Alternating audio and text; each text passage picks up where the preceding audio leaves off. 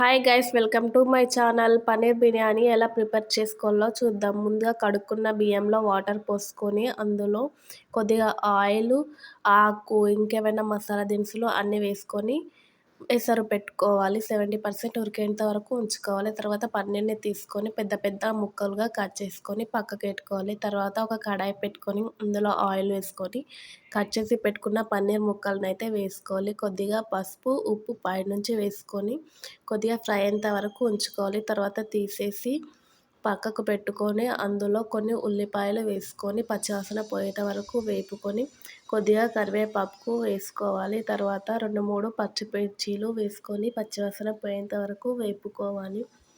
తర్వాత కొంచెం అల్లం వెల్లుల్లి పేస్ట్ యాడ్ చేసుకోవాలి. తర్వాత ముందే పట్టి పెట్టుకున్న 2 టమాటాల ప్యూరీని ఇందులో యాడ్ చేసుకున్న తర్వాత కొద్దిగా పసుపు, తగినంత కారం, ఉప్పు మరియు గరం మసాలా, ధనియాల పొడి వేసుకొని కొద్దిసేపు మగ్గనివ్వాలి. ఆయిల్ అంతా పైకి వచ్చేంత వరకు వేపుకోవాలి. అందులో కొద్దిగా వాటర్ పోసుకోవాలి. కొంచెం పుదీనా వేసుకొని తర్వాత పన్నీర్ ముక్కలు అయితే అందులో వేసుకోవాలి.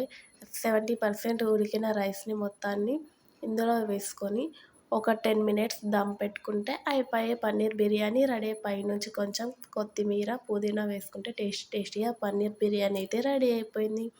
Try this. Thank you.